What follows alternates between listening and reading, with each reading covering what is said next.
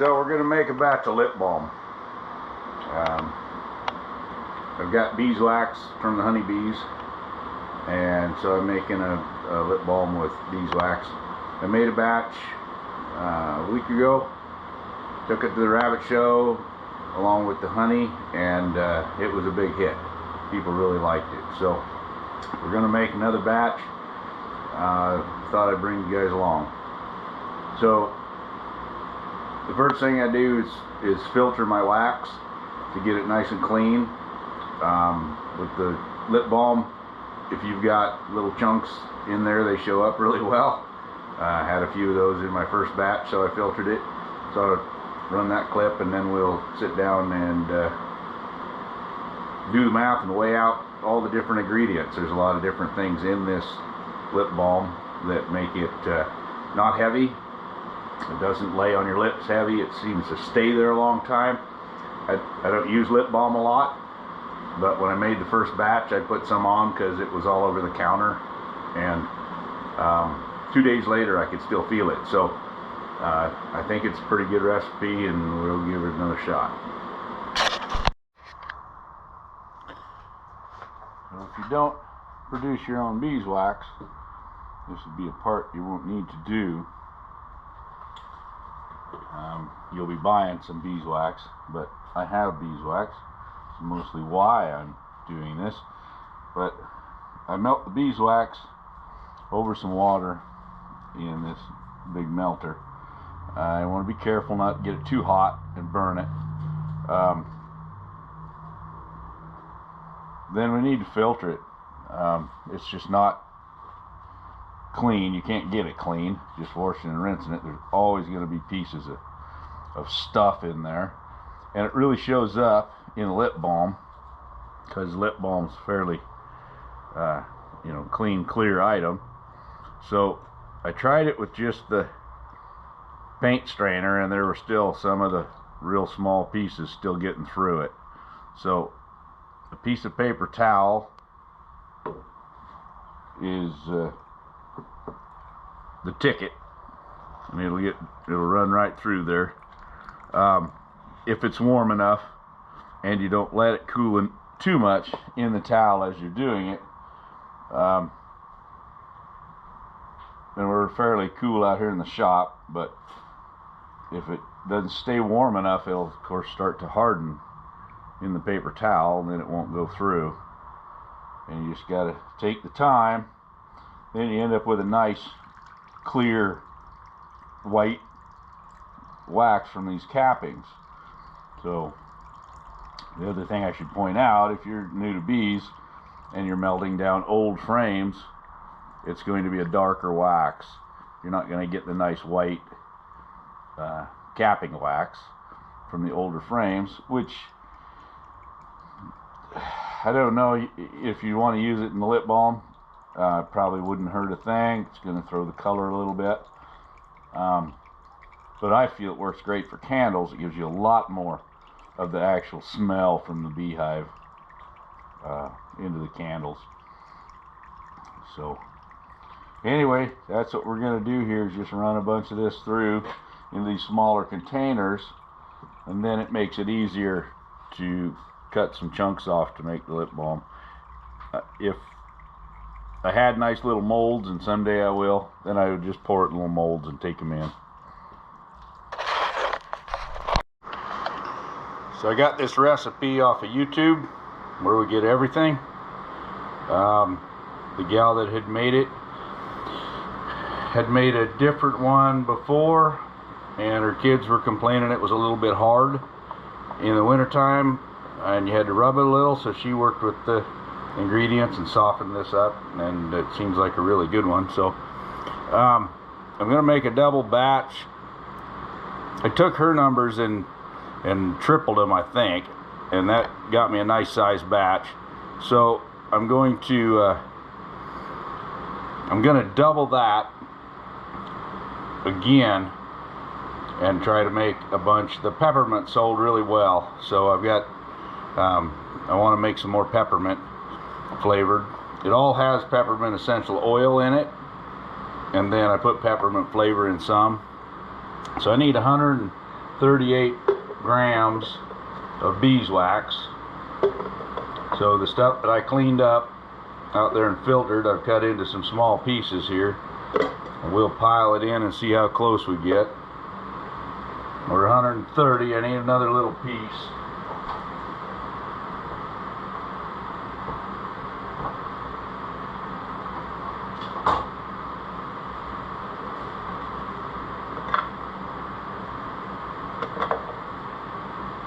$137. That's going to be close enough.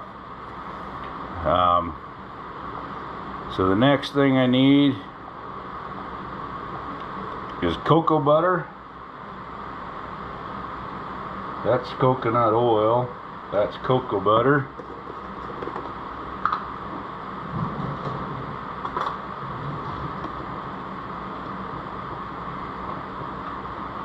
And this stuff's pretty hard in the jar here.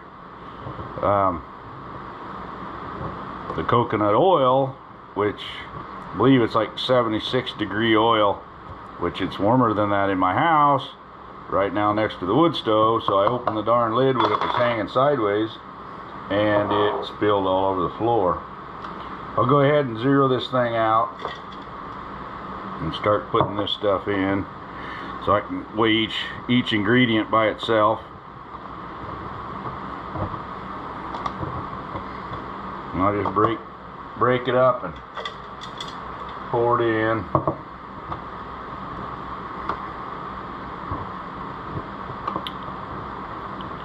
So yeah, this was a real hit. I'll show you in a little bit. I got some little baggies for making samples, so people can try it. Everybody that tried it at the rabbit show bought it. People were really pretty darn excited about it. So I think that this gal had a really good recipe, and we will continue to make it, see where it goes.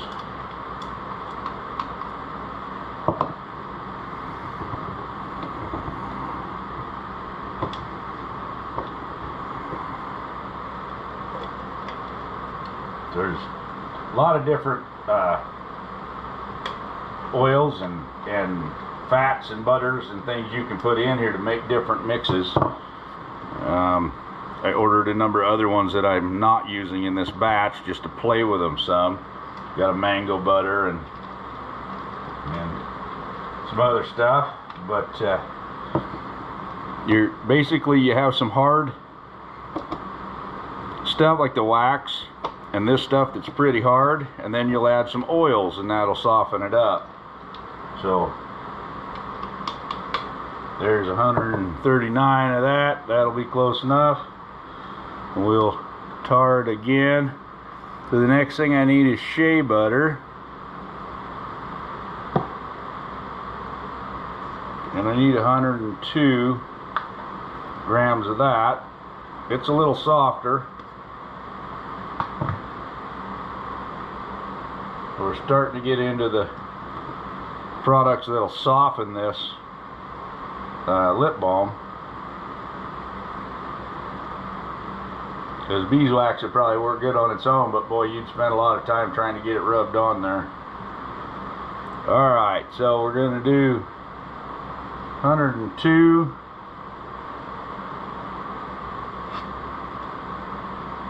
grams of that. 103, that's close enough for me.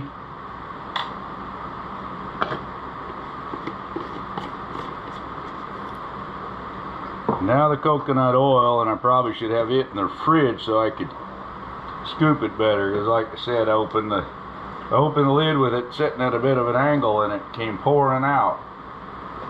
So alright, how much of that do we need? We need 60 grams. So it's, you know, almost a liquid here in my house.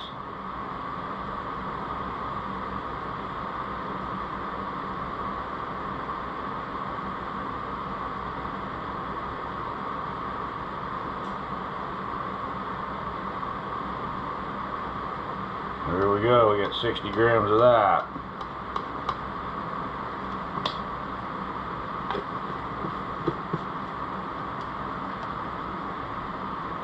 I've got vitamin E oil. We're going to put a little of that in there. I want to do about 16 drops.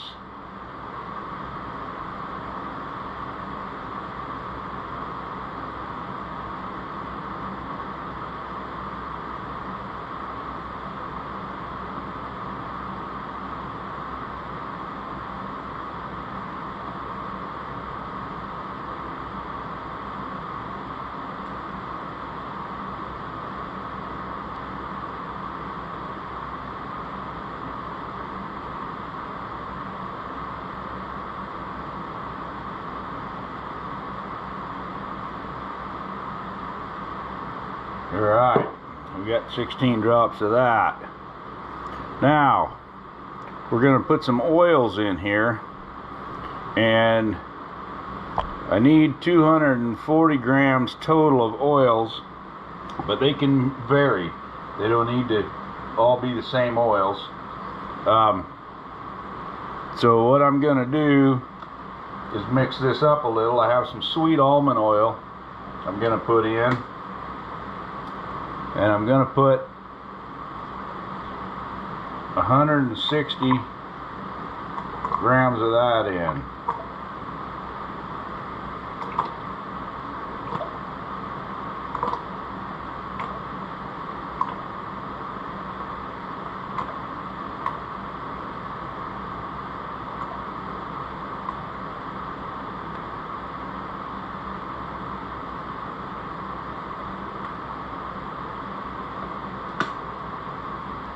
Alright, then I'm going to use some castor oil, and I'm going to put 40 grams of that in.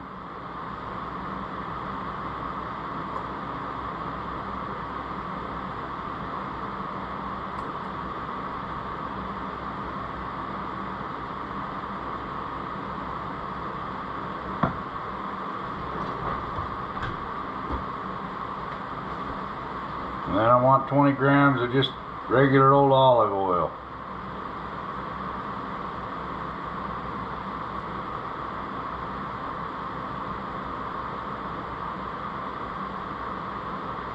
Like I said, you can change these up. You can mix try different oils.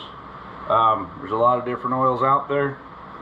So I just didn't want to use up all my sweet almond oil making the first batch, so I diluted it down, and the castor oil is good for you too. So all right, we got the oils in there. Now we want to put in the essential oil.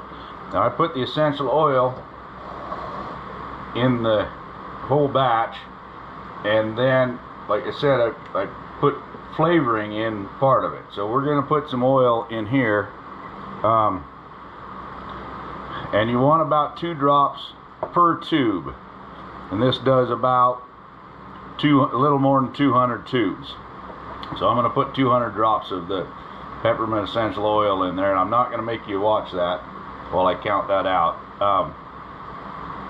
Just believe I'm putting it in there. And I actually didn't put the essential oil in yet.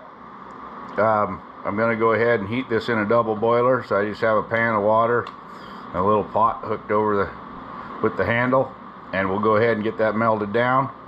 That way I'm not overheating my essential oil at all, and we'll get it in after this is melted and blended well, and then we'll add our flavor and pour our tubes.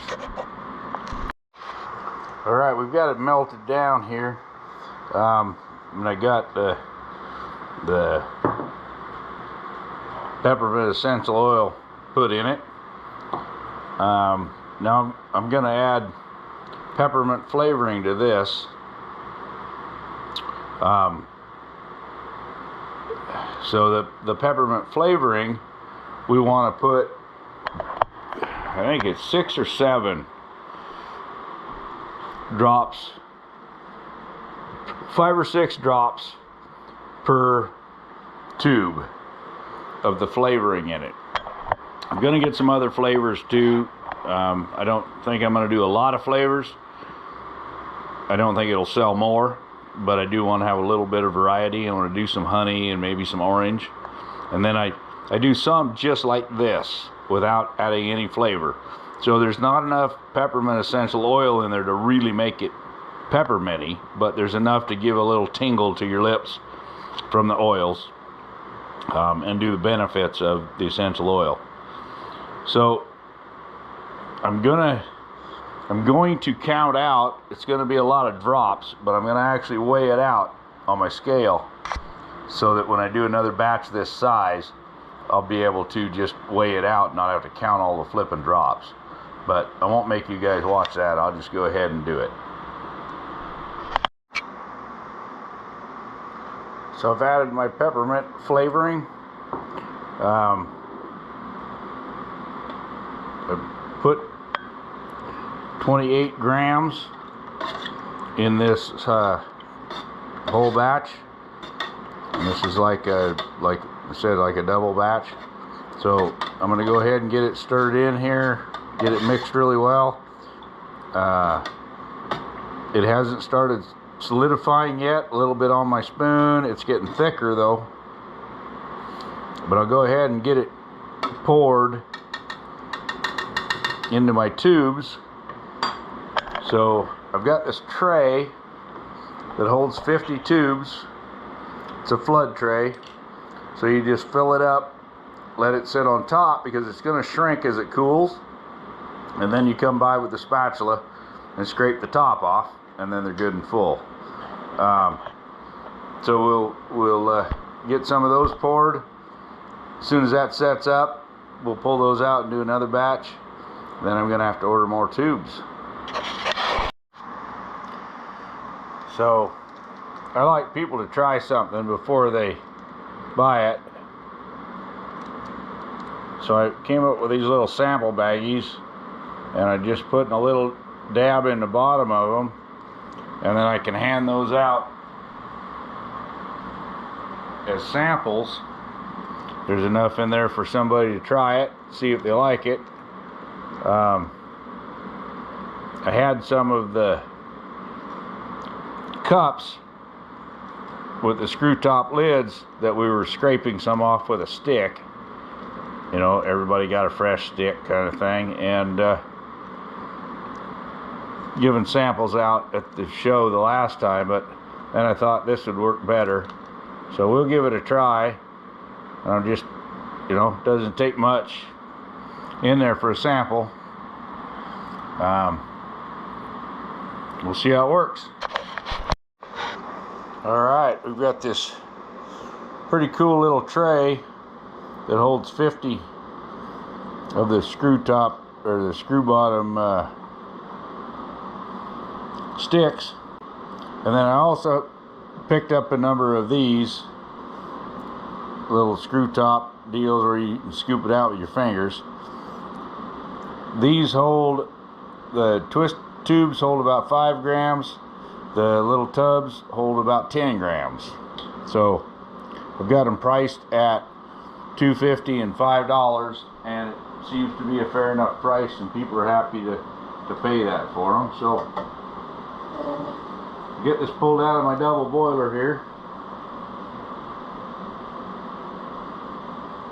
and we just go ahead and pour these full and flood this so it actually pours over the top of them, and that way when it shrinks, as it cools, the tube is still full.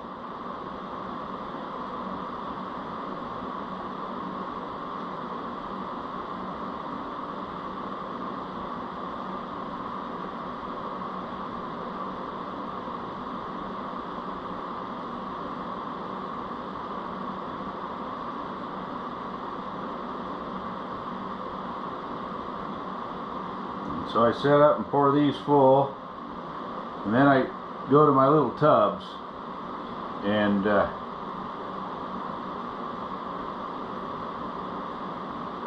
pour what I've got left in them.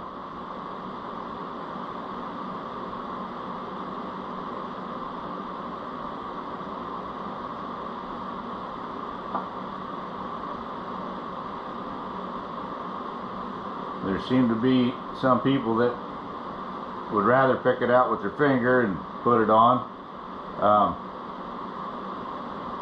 Some people like the to be able to spread it like lipstick with the chapstick sticks.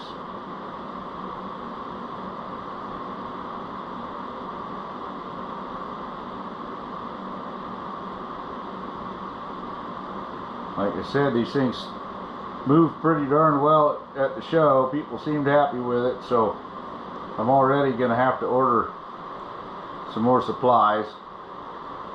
I tried to control myself, which is not my norm, so I only bought 200 of the tubes, and they came with the caps, and 50 of the screw tops, and then smaller portions of all the products to make it with. You guys know me well enough to know that I usually want to order a 55-gallon drum of everything, but I tried to control it and see where it would go. Now I'm going to need to get more.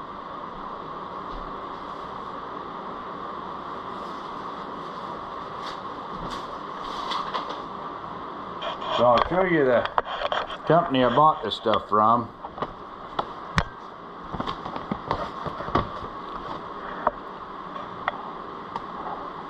That's the name of the company. They've got pretty good prices on their stuff. I've had a few people tell me, oh, have you tried this place and tried that place? And I showed them what I'd paid for some of these materials, and they're like, oh, you're not going to beat it at my spot.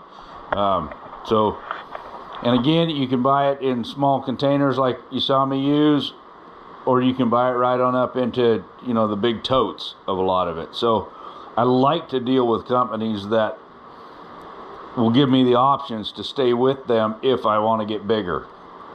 And they tend to have better prices all the way across. So they buy in huge bulk. They make a pretty good markup selling to little guys like me, buying these smaller portions. That means they can give a better price to the people that are buying bulk from them. So as I move up, the prices will continue to be good.